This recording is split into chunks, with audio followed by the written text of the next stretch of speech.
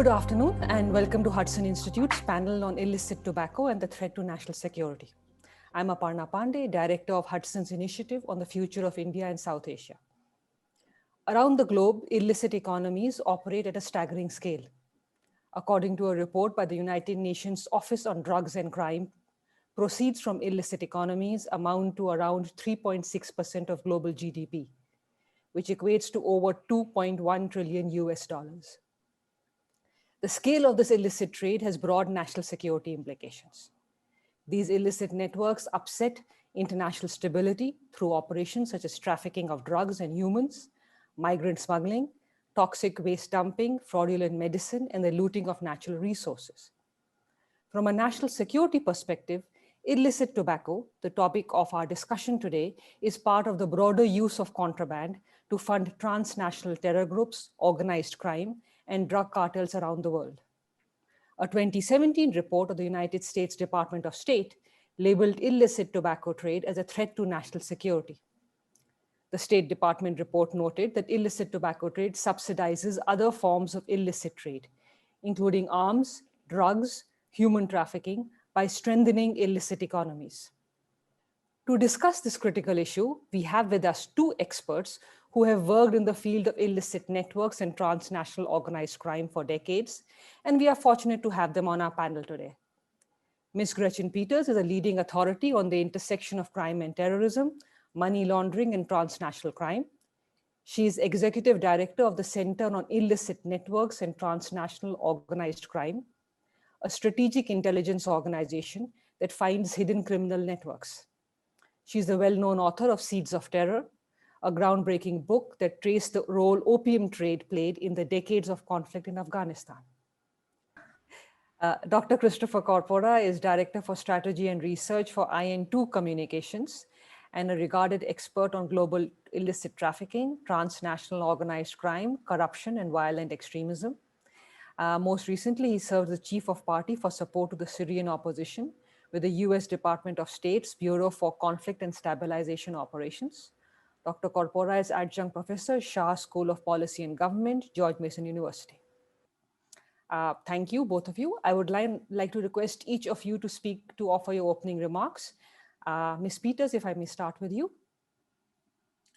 Sure, and thank you so much for having me here today. I admit that these days, most of my work is focused on crime, organized crime that exists on the internet and in particular on social media. So this is an interesting journey into my past work. So I hope you'll forgive me if I have to remember things. I studied and tracked the Taliban's relationship to organized crime activities for many, many years that I spent living and working in Afghanistan and Pakistan. It's important to note from the start that there are many different Talibans, and each faction has a somewhat different relationship with organized crime. But what we can say, broadly speaking, is that every faction of the Taliban that I observed became more criminalized over time. They effectively traveled along a spectrum. And within each faction, there were units and there were commanders that were more criminalized, and there were others that were less criminalized. So it's important to make some of these distinctions. But we would see Taliban factions in the early days of the existence of the movement taxing criminal activity that went on in their area of operations. Say they would tax drug shipments that moved through, or they would tax illegal timber shipments that moved through, or cigarettes that were being smuggled that moved through their region. Over time, the commanders generally, and sometimes the overarching faction of the Taliban would become more criminalized and would engage in more ways to profit off of whatever the illicit activity was, whether it was illegal mining or kidnapping or you name it. There were groups that were involved in it. And so this transition to become more and more criminalized eventually it eventually overtook whatever ideological affiliations the group once had. And in some of the some Taliban factions, that especially on the Pakistani side of the border, the Pakistani Taliban transitioned, in particular in places like the Swat Valley, into a full-fledged criminal organization with very little, providing very little in the way of sort of governance or anything that could be described as support for the public. And in doing so, and as a result of that, they lost public support. And in fact, the Swat Valley is an excellent example of a place where the incredibly violent and predacious behavior of the Taliban swiftly turned the populace against them. And locals aligned with the Pakistan military and rose up in their own militias to help drive them out. What I also observed was that many of the commanders in certain factions, and particularly the Haqqani network, one of the most violent and brutal factions of the Afghan Taliban based in Pakistan, was particularly adept at diversifying their economic activities and their illicit activities. When I studied the Haqqanis most closely in around 2010 and 11, I did a study with the Combating Terrorism Center at West Point, and we found their organization to be involved in everything from illegal mining operations to laundering money through import and export schemes. They were involved not in drug trafficking so much as importing the precursor chemicals for producing narcotics. And then they had a widespread extortion campaign that was probably one of their main sources of funding, as well as a particularly I would say well-run, this is kind of a strange thing to say, but well-run kidnapping program. They were highly efficient at kidnapping both people from local well-to-do and notable families, but also when they, at every opportunity they could, kidnapping foreigners, in particular Americans who were in the region, whether they were in some cases journalists, in some cases contractors. In fact, there's still an American contractor today being held hostage by the Haqqanis. All of these activities were undertaken in order to make money. And I want to make a very important point with the Haqqanis in particular. The Taliban writ large like to portray themselves as an organization or a movement of devoted Muslims that lived a pious life, that were trying to return Afghanistan to a traditional Islamic culture that was based on Sharia law. But behind the scenes, none of the commanders were behaving like pious Muslims. I mean, first of all, trafficking drugs is haram in Islam. So that's and there's no excuse, there's no pass for it in the Quran or in the Hadith.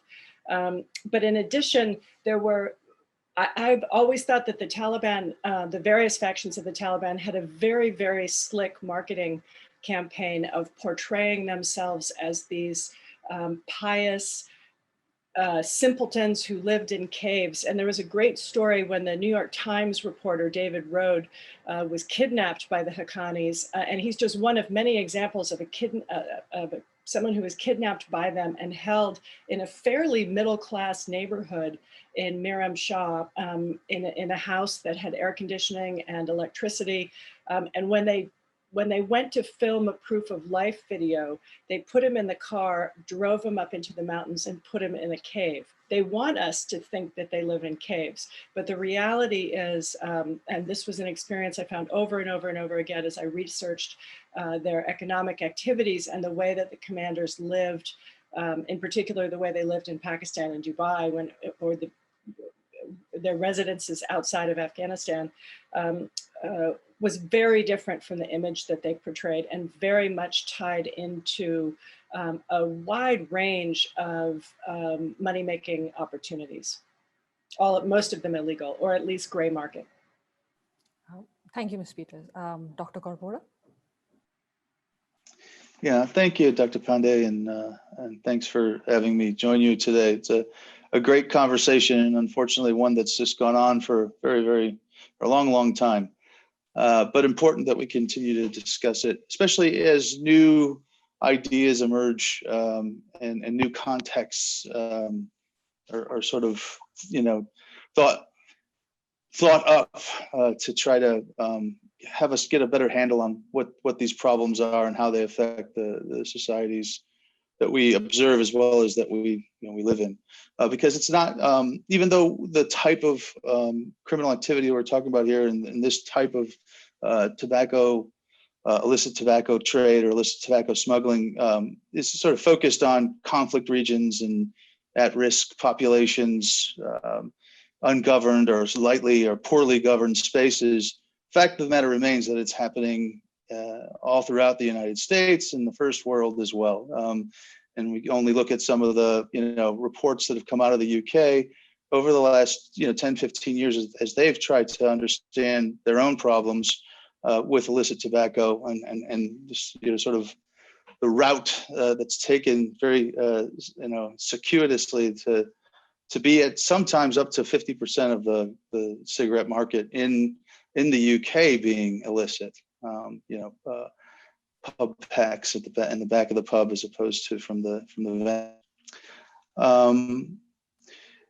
But looking at Afghanistan and the region that that we've decided to sort of focus in on, I will stay in that space of sort of conflict or post-conflict regions and these spaces that are lightly governed, if governed at all. And there's the idea that the spaces are ungoverned is really a fallacy.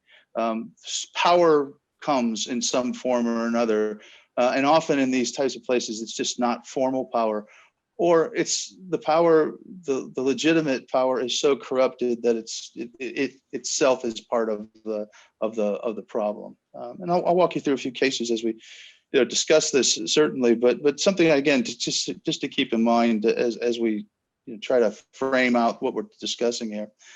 We're also talking about economies that are undermined both in terms of from political corruption to competing ideas of who should have power, contestation over power, and a lot of this takes place in that economic sphere. For example, the Pakistani and Afghan border situation, a lot of it's born out of agreements that far predate even the Soviet invasion, right? The sort of instantiation of it and the lack of Afghanistan having access to water, right, to a port.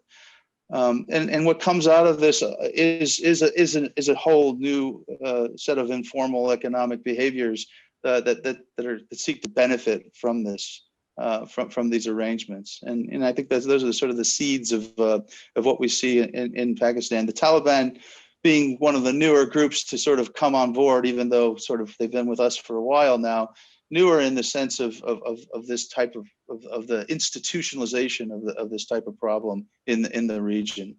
And cigarettes and tobacco are a great opportunity for power brokers or those who are brokering for power in certain areas. As a matter of fact, anything really in the gray and black market is that you can put your own tax on and protect or shield the proprietors from any sort of scrutiny from officials. Creates a great opportunity to raise funds, as well as again reinforce that position. But that's part of the logic of organized crime, right? I mean, we see this in everywhere from New Jersey to Maputo. This type of behavior, and this logic of organized crime and how it comes to be. Illicit tobacco also the actors in here aren't just, these few that we've talked about. It's also a whole series of the economy that we really need to look at closely. And I'd venture to say the political economy, everything from aspirational corrupted local officials, not just elected officials, but the technocracy, right? Sort of underpaid oftentimes, but public officials, especially, we see this in the police services, where taking a $100 bribe can double their income for the month easily in many of these places, and that bribe may just require walking away from the border and getting a cup of tea for a half hour while 6 or 7 trucks cross the border, all the way to people that control the legitimizing authorities, within a state, those stamps and those approvals, paperwork of approval that allow any kind of cargo to transit a country and go through checkpoints and whatnot. So those sort of falsified paperwork is essential in this. And again, a big part of when we think about the supply the supply chain of illicit goods, it's very much the same kinds of concepts that we need to consider when we think of any supply chain, right? These different services and activities that need to occur along the way. But we have to keep in mind those folks, as well as, especially in the cases of conflict regions and under governed spaces, what we see is oftentimes high levels of unemployment, especially in 18 to 25-year-olds, and in particular, especially in more sort of traditional societies, 18 to 25-year-old males, that can really create a lot of opportunities for some and problems for others. And this is something that's often sociological sort of fact that just isn't really well understood.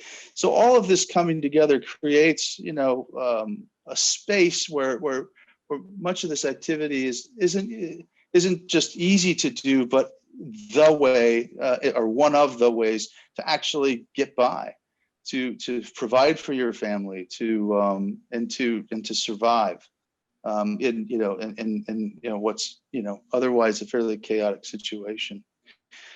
One of the things that I wanted to point out, also too, when we're talking about this with regard to, illicit tobacco, is there's a couple different reasons why tobacco and other, sort of vice commodities are important, right? These tend to be very highly taxed goods, right? So there's a way to make money sort of on both sides of this.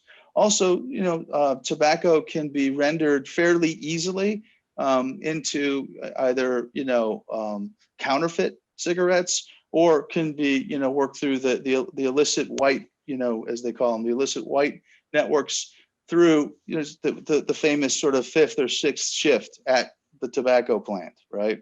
Where which is something that we've seen throughout the developing world, and many other commodities, and really what the source that funds are the sort of sourcing of these illicit goods that come out, everything from handbags to shoes to cigarettes, right? So in this case, you have the opportunity to make money is that much higher.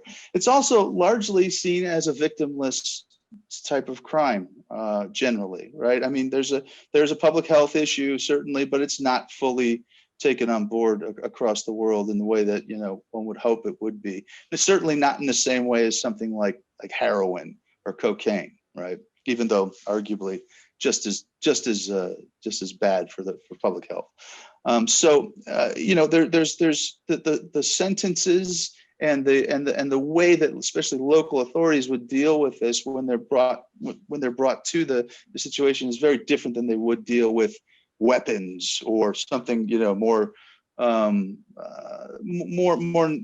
at least locally nefarious, right, and problematic. So I think it's important to focus on something like illicit tobacco in this space, because it does provide us a good a good opportunity to look at how some of these things come together.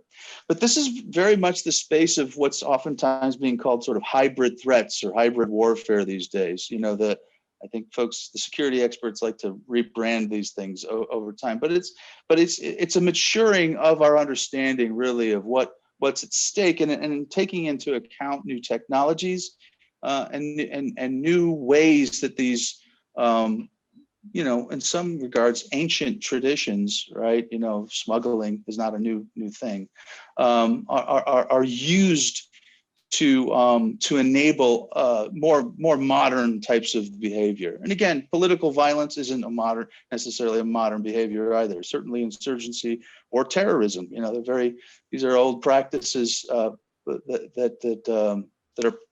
have occurred around the world for you know, from its beginning, that resistance to power. But keeping that in mind and seeing how in these spaces, how these things all kind of come together, this damaged political economy, or certainly sort of lopsided political economy that we find in some of these spaces, you know, everything sort of comes together into you know, a bit of a perfect storm, and allows for those who may be more ideologically inclined, right? So having some sort of a political violent agenda, terrorist agenda, to benefit from that, because they need money. They need to have ways to actually, you know, support themselves and to prop up their claims to power. Right, so it's a perfect opportunity for them to benefit from this, and I've from the very beginning of looking at this, when I first came to look at this back in the 90s as a young soldier in Bosnia, you know, I saw how complicated this is and confusing it can be, and oftentimes our expert sort of lanes that we develop actually create more problems for us in understanding what's empirically going on the ground. And just with that, you know, I mean, we can look at a lot of different cases that show us that the Marlboro Man in, you know, West Africa, you know, is he a terrorist? Was he a criminal? Was he, you know, yeah. The answer was yes. And that's the case with a lot of these people. They're opportunists. They're entrepreneurs. They're very intelligent, and as Gretchen alluded to, oftentimes very sophisticated in the way that they, you know, they can operate, and they have all the best lawyers and all the best accountants working for them as well. So we do ourselves a disservice at accepting their information operation of just, you know, kind of coming across as a, you know, kind of foolhardy, because they're not. They're very serious and they're very good at what they do, or they wouldn't be doing it as to the extent that they're doing it, and taking advantage of these spaces and these people and these governments. But not just taking advantage of them, actually they are them. They're part of it, right? It's hard to differentiate between, you know, a terrorist, a mayor, and you know, and a family man, because they're the same person oftentimes. They're wearing those same hats. So it's a complex situation. But thank you. No, thank you both, you know, sort of for providing. There's a lot which I'd like to unpack. So, you know, what I'd like to start off with is, you know, if you look at what you said, you know, there's a combination or, you know, a collaboration between the sort of, you know, either the legitimate government or the government which has legitimately or deliberately ceded power in a region or an area. You know, with the criminal or other networks, there's a political economy. So how about sort of, you know, could both of you offer some example? You worked in the region. Ms. Peters offered the example about the Taliban in the beginning, but if you could elaborate a little further on, you know, how have you seen this, you know, play out, this combination between the legitimate government, you know, the sort of the entity they have ceded power to or allowed it to take over, the terrorist or the criminal network, and how it has played out over the years. And Dr. Corpora, if you could after that also give an example from regions that you focused on, it'll give an example to an audience of what you have just laid out clearly. Sometimes it's also good to see, you know, how is this happening in reality and how does it affect people? Ms. Peters? So, well, I wanted to touch on a couple of things that Chris said in his conversation that sort of answer what you're asking me. And one point that he made that I wanted to agree with and just make a second comment on is that engaging in organized crime for insurgent and terror groups was not just a way of making money in the war zone.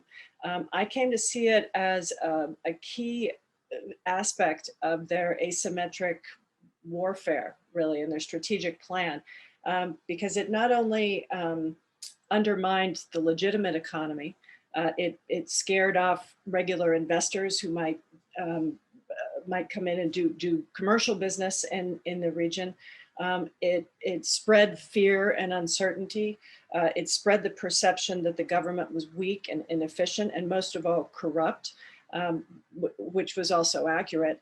And so all in all, it undermined the emergence of a state. And this was, I think, that undermined the emergence of a legitimate, licit state functions and institutions, as well as the emergence of a commercial economy that was in any way viable, both in Afghanistan and in parts of Northwest Pakistan and the frontier.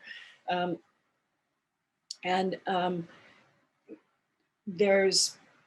also want to make the point or to touch on something else that Chris said, which is that we often separate how within both the academic community, but also within certainly our law enforcement and our security services, separate out how we pay attention to things based on both our categorization of the illicit actor, whether they're a terrorist or a criminal, and also according to the commodity that they're smuggling. Just to use the US government as an example, the ATF worries about cigarettes and firearms, the DEA worries about drugs, Fish and Wildlife worries about animals, Commerce worries about other things, other products. So we have, including counterfeit products. So we have, we essentially have this 19th century bureaucracy that's fighting against 21st century criminals. And it creates, and I understand the origins of the authorities that limit certain law enforcement agencies to looking at specific issues such as drugs or human trafficking or timber trafficking. But the reality today is that those authorities also limit our capacity, limit the capacity of our law enforcement agencies to effectively counter these organizations that are engaging in a wide range of activities. Just to circle back to something I wanted to say about in response to your question is that, and again, Chris mentioned his work in the Balkans.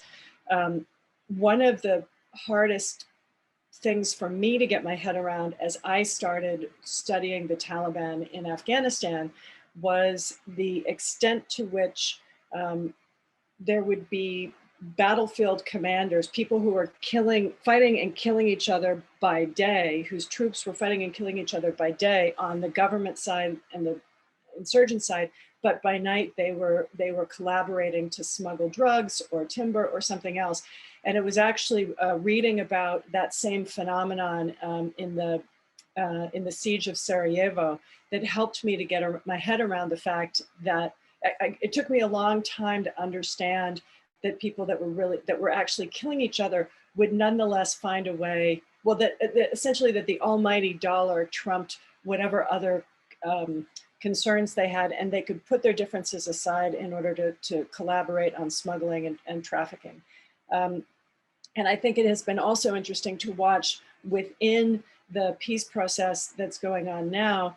There have been a few leaks about negotiations, both in past and in the current negotiations, about some secret conversations between the powers that be within the Taliban and the Afghan government to make sure that the proceeds from trade will be shared. I mean, the Afghans do understand that that's a critical issue that they look at and they consider much more, for them, the political economy of finding peace is incredibly important. And I think that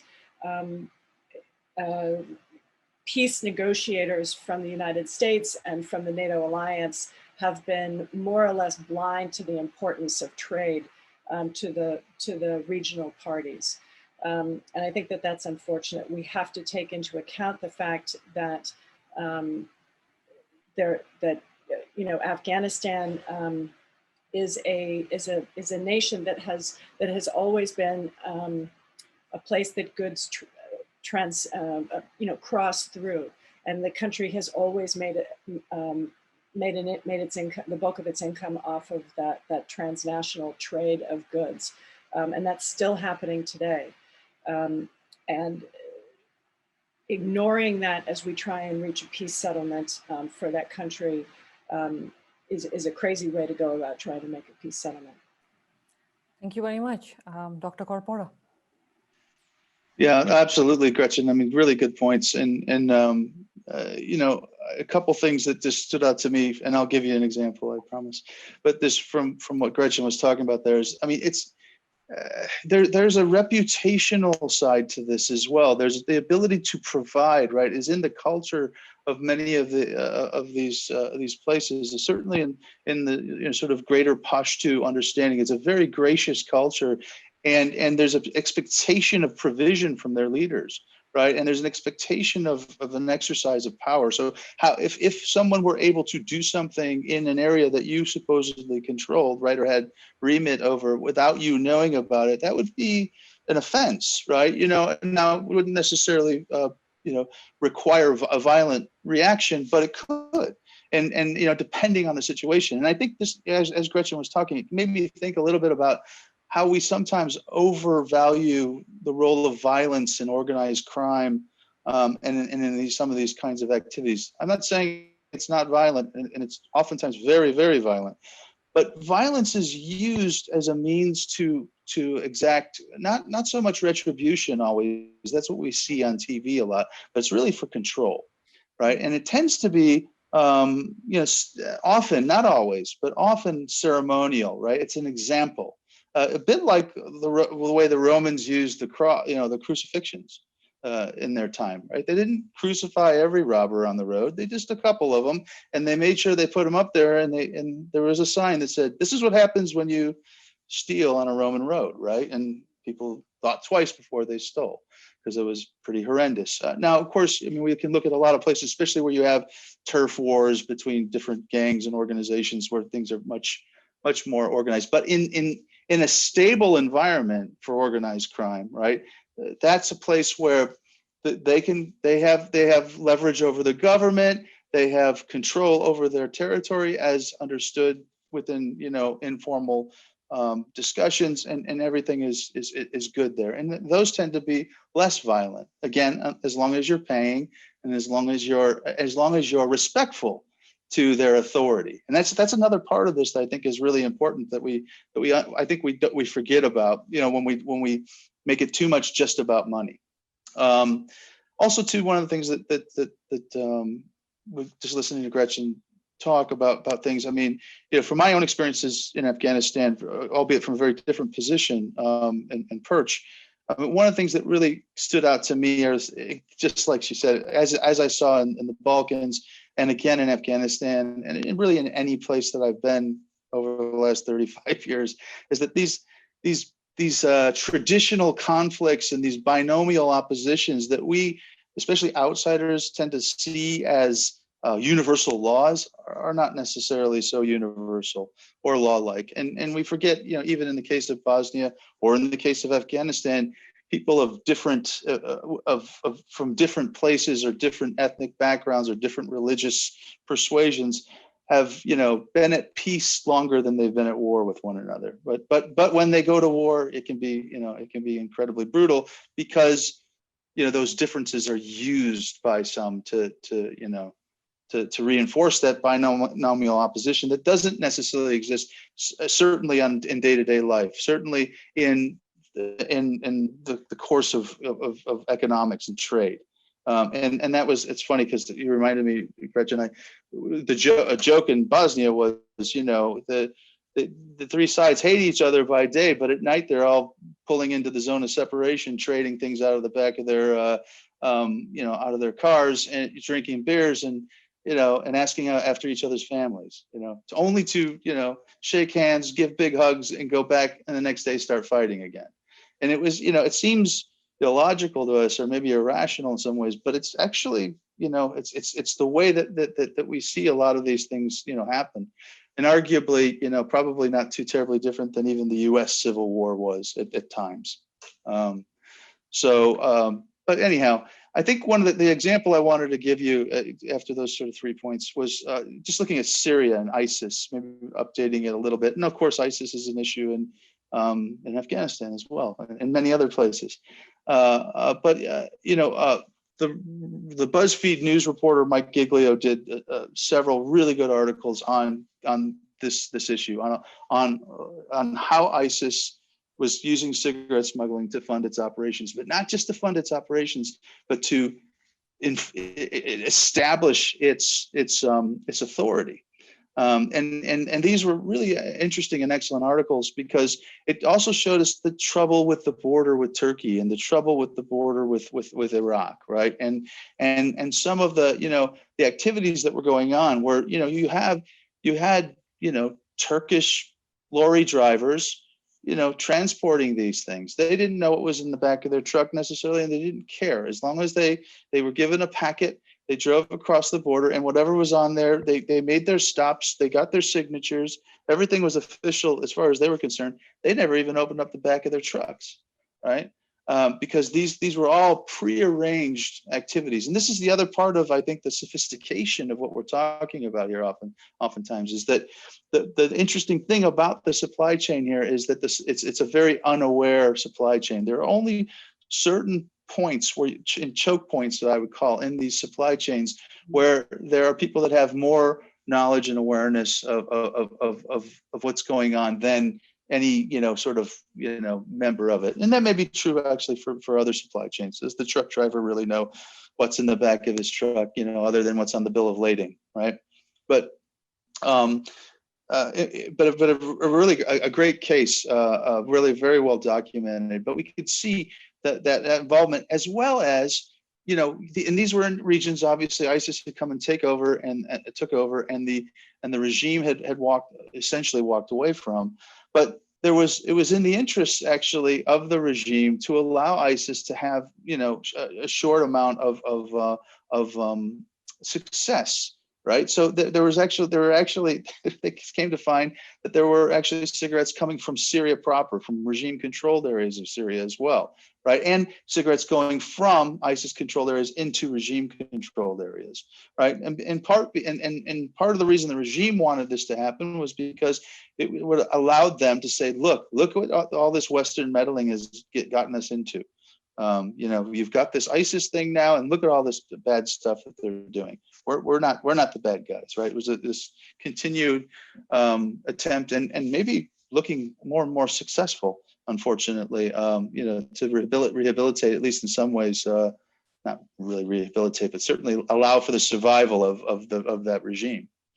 At least up to this point. So I think it's a really good case to show sort of how this goes into geopolitics in a really interesting way. It's not just an economic activity where the way that sort of criminologists tend to look at organized crime and illicit trade, right? I mean, it has much broader impact, and these things can be leveraged by different players with different agendas for periods of time where maybe there's a convenience here for cooperation or collusion, but then can separate just as easily, just like our friends in the zone of separation, and go back and start shooting at each other the next day. Thank you to both of you. And so my next question is going to be sort of, is going to be the main question and maybe the last one. But the reason I'm going to make it slightly broad is, Dr. Corpora, towards the end, you said, it's not just an economic issue. And both of you have emphasized that it's a broader issue of political economy, the nation or the country, not just in conflict zone, but conflict, creates situations, terrorists and criminal networks, and in some levels, local level government officials, and even border guards would do sort of are part of this entire system.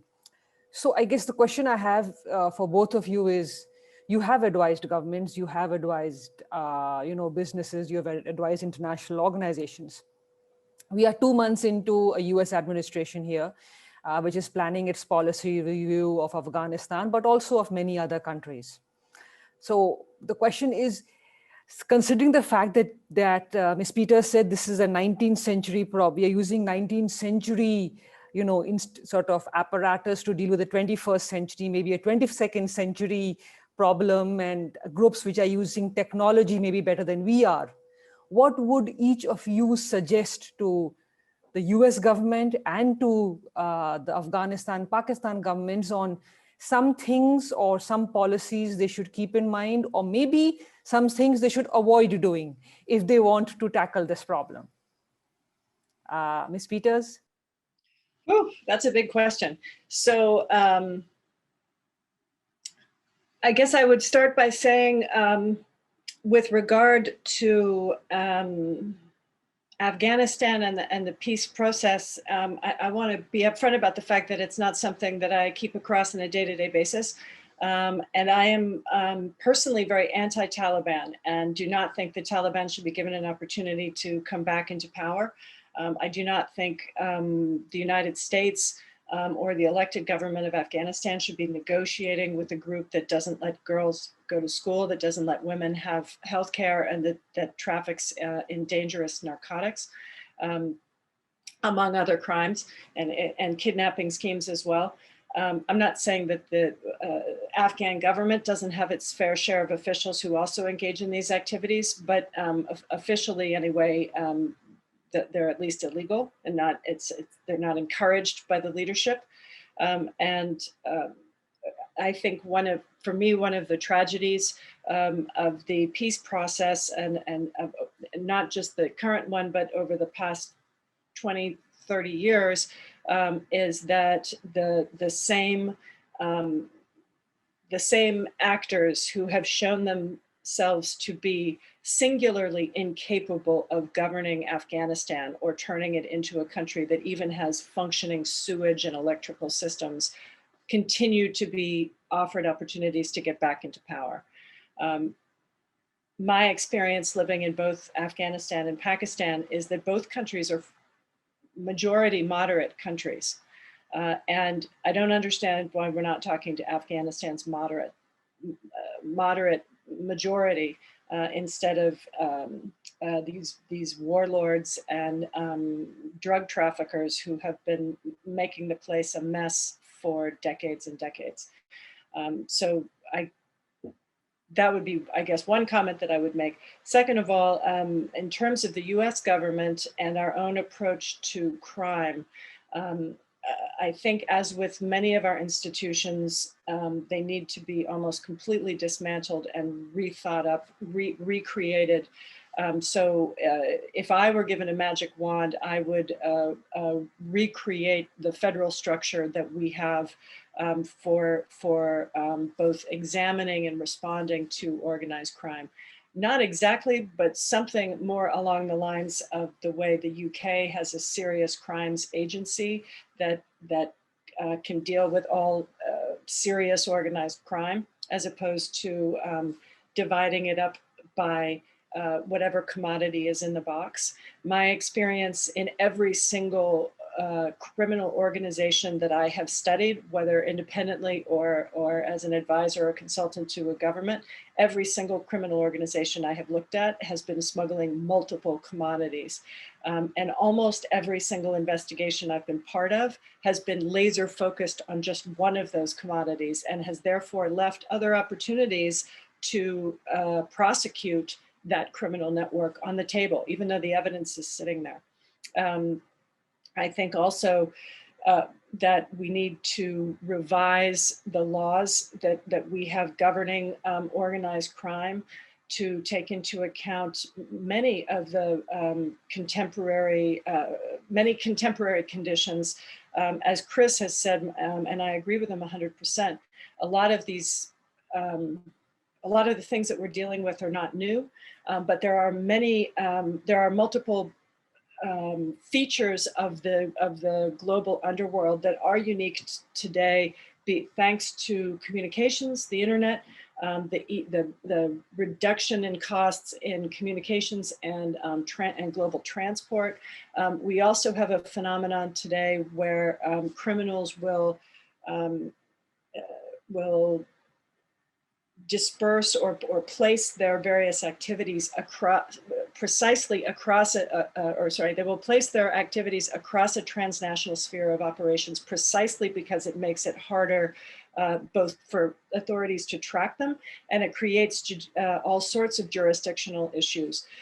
Lastly, I would say that the world needs more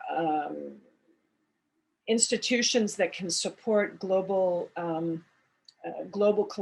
or multinational cooperation in law enforcement. This is incredibly challenging because of corruption and trust issues.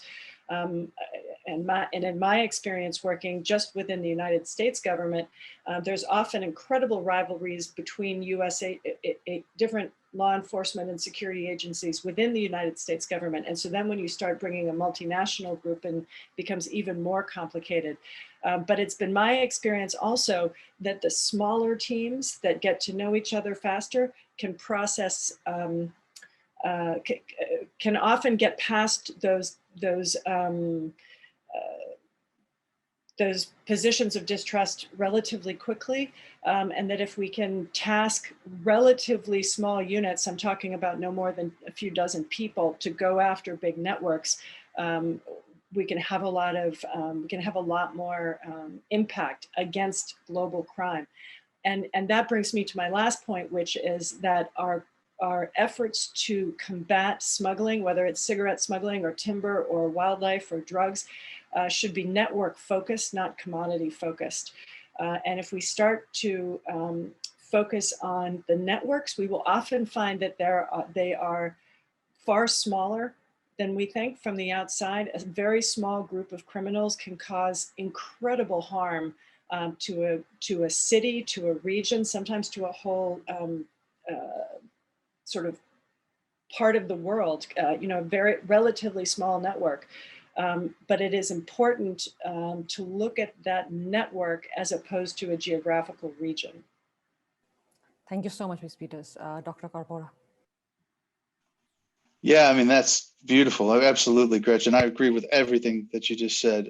And just to probably more than anything, emphasize a few things and maybe have a couple different ideas, but definitely in the spirit of what Gretchen laid out there. Absolutely, institutional reform is necessary. She's absolutely correct that we are trying to fight, take on a fight with people that are far more enabled than our older institutions are and our older practices are, and the internal rivalries are legend and increasingly undermining the fabric of this sort of global liberal democratic experiment. And it's going to be just an experiment, really, if it isn't bolstered and rethought. And we have to be more innovative in the way that we think about institutions and fashioning those. And that includes, again, just regimes. Those legal regimes that help this. I mean, it's an unfortunate fact that you could be waiting for years to get a memorandum of understanding in place with another country for a specific investigation, and in the meantime, all those activities just continue to go on. You can see it, you can observe it, it's happening, you can prove it, but you can't do anything about it. And that's going to require some really creative thinking, but those who are charged with countering these activities and engaging with these activities have to be enabled, and so those institutional reforms and a new set of legal regimes are absolutely essential. And multinational is certainly the case, because this is in the context of the dark side of globalization. Wonderful things about cheaper travel. I love it. I like to travel, right? But this can be taken advantage of the same way. And cheap internet, our ability to just do what we're doing is the same. This is the same way that other organizations can come together to discuss many other things that discuss illicit tobacco in a very different context, though, right? Planning for it, and its movement. So I think importantly, though, what I'll focus on, because I don't want to, hit on all those same points again, agree, absolutely.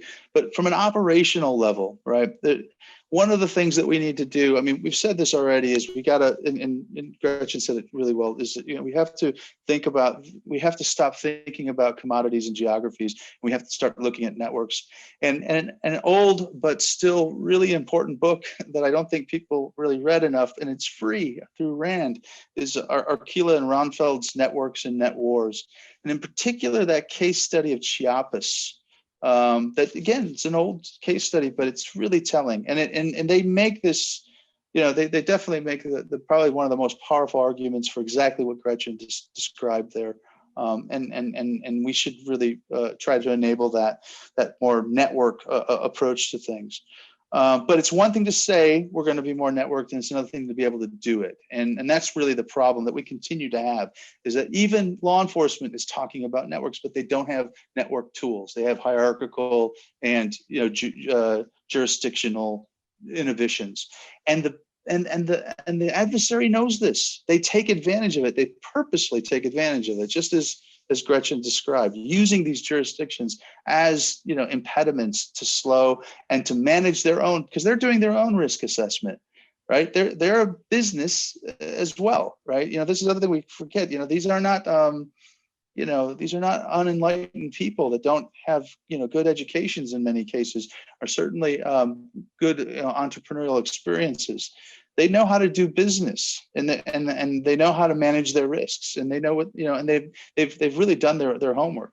So to that end, I think we have to recognize that interdiction in conflict zones or post-conflict zones, or just less governed spaces, is very difficult. Oftentimes, the host country, if they have the capability to do something about it, they're not taking those actions for a reason, and it's probably because they have a stake in the perpetuation of that problem. We can look at a few places and we can say that that's maybe what's going on. But one of the problems that I think that certainly the U.S. government has taken is this approach to, building institutions in our likeness and image in these places to try to get them to do, good things. But that hasn't always worked out. As a matter of fact, it's rarely worked out, especially if and when they make the mistake of arresting the wrong person. We saw that in Afghanistan in spectacular form with the almost the near collapse of what was it, their serious crimes entity that was a vetted unit by the U.S. and UK, and with one wrong arrest, the entire apparatus was taken down. So I can get you back the name of that. Gretchen, you may remember the name of that organization. I just blanked on it. But important to what we need to do is go to the people. We need to enable the people. That moderate space those people aren't necessarily in power or have opportunities of power. We have to empower those people, really putting long-term and much larger amounts of money into civil society, and helping organize and educate local populations so that they become part of the solution, that they're not just victims, right? But they can become part of the solution. And there are some additional benefits that can come from those kinds of injections. And then you need to cordon off the area, right? So the way to address some of these issues that you can watch from the outside, you have to find a place that you can actually take some sort of judicial action or some sort of law enforcement action. And that takes a lot more creativity, because you're thinking about third and fourth and fifth countries, if we're thinking geographically, but other places to make certain things happen.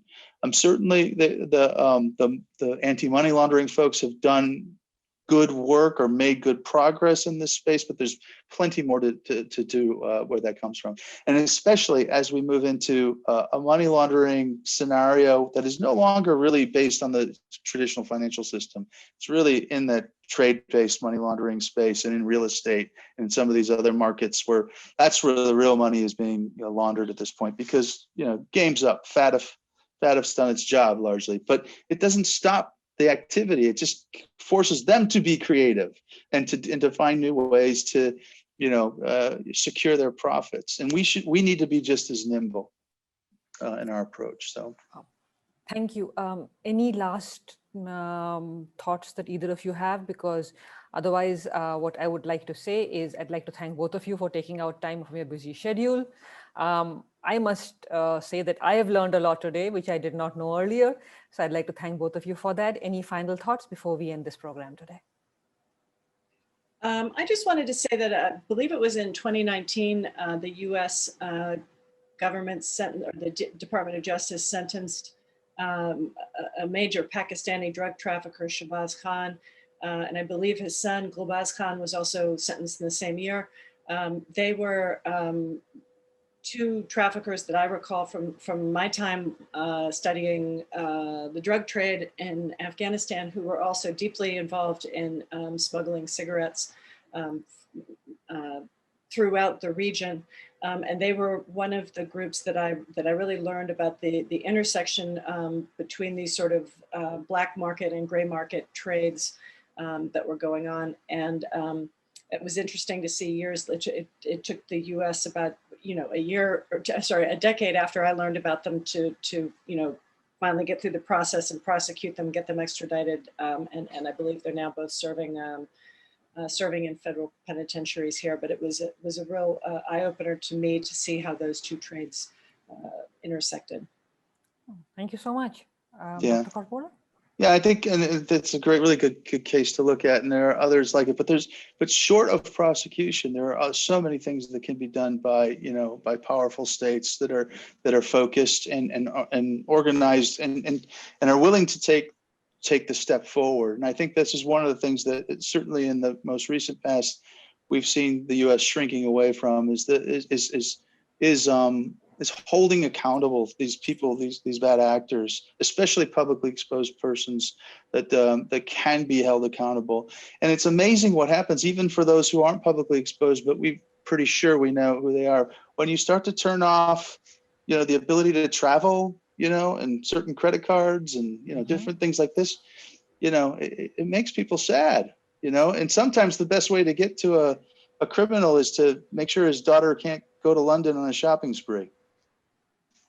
Or attend Harvard. Thank you so much. I'd like to once again thank both of you and thank our audience for listening.